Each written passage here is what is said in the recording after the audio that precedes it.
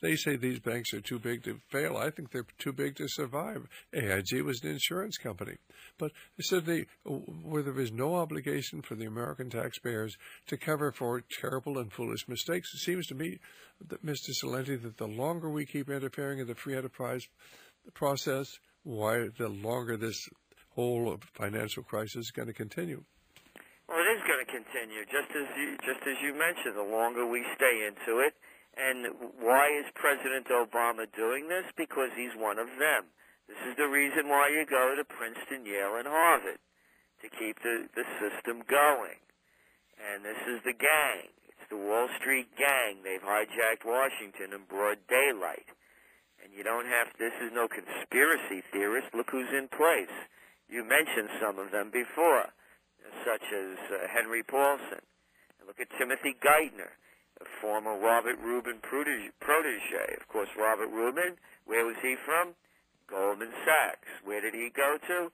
He was the Treasury Secretary under Bill Clinton. Who's in there now? Larry Summers, former Treasury Secretary of Bill Clinton. What was Larry Summers and Robert Rubin well noted for? Dismantling the Glass-Steagall Act, the banking act that was put together during the Depression to prohibit banks from becoming brokerage firms, insurance companies, casinos, essentially, to gamble. And these are the same people that deregulated the industry to make it possible for these so-called derivatives and other exotic financial instruments to be gambled. So kind of asking to have Geithner and Summers and Orszag, the budget director, fix the problems is kind of like asking Al Capone, Machine Gun Kelly, and Meyer Lansky to win the war on crime. The same criminals that caused it are now there making it worse. I certainly agree with you, and I think it's so important that people understand that the Glass-Steagall Act kept the banks from writing the derivatives and doing all the irresponsible things that brought on this crisis. And the man who supervised that was doing away with it was Larry Summers, and now what is he, chief economic advisor to President Obama?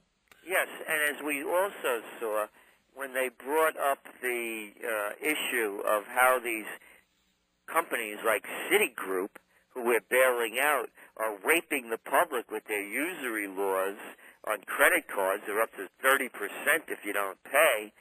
There's a photograph of Larry Summers falling asleep at the meeting. That's how concerned he is. And Larry Summers, they always say how brilliant he is. He's brilliant. Yeah, he's brilliant. He worked for a hedge fund last year, showed up one day a week and got $5.2 million. You have to be really brilliant to do that. These people are brilliant for sucking their way up to the top and failing their way up to the top. They keep failing at one thing after another, and they keep getting promoted higher. There was an article in yesterday's New York Times about Timothy Geithner. What a fraud this guy is. He's giving away no-bid contracts worth up to $70 million, no-bid contracts to friends that are in the BlackRock group and others. So this whole thing is a criminal enterprise. But the average individual really doesn't understand. I mean, they made this whole financial situation so complex that most of them just sort of shake their heads and say, we're just going to have to trust the government. My fear is that they're going to continue trusting the government until there is no freedom left at all, till our nation is bankrupt. In fact, we're already bankrupt, aren't we, really? Yeah, we are, actually. It's a good point. And it's only going to get much worse. Again, the people are going to pay for it with their lives, basically. We're indentured servants to the Wall Street gang. And all you have to do is look at the facts, again, who's in there and what they're doing. So what we're looking for is, that's why we're very bullish on gold at the Trends Research Institute. We're not telling people to invest in it. We're just saying what we're forecasting. We're looking at, this is much bigger than just an economic unraveling. We're really looking here at the decline of Empire America. when you look, the country's going berserk, literally. You're seeing people committing these crimes, blowing away their whole families, neighborhoods, going into community centers and killing people. You're going to start seeing, as we're seeing it right up here in Kingston, New York, a little river town north of New York City. The Key Bank, right around the corner from me, was robbed on a Friday, and then they robbed it again on a Tuesday just a few weeks ago.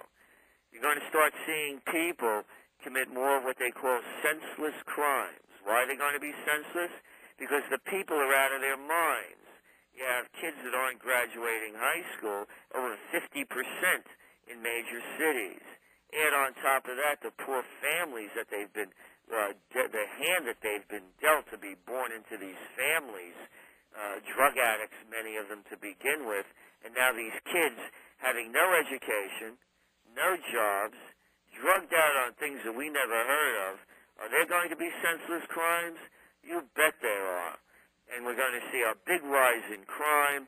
We're going to see gangs start expanding, actually taking over small parts of the country. You're going to start seeing them taking over little towns. There's not going to be enough police out there. So we're looking at really a breakdown of the system, and the system is being run into the ground by a two-headed one-party system that's only concerned about themselves, their own power, their own greed, and their ability to get reelected so they can stay in office and continue the lives that they've become accustomed to.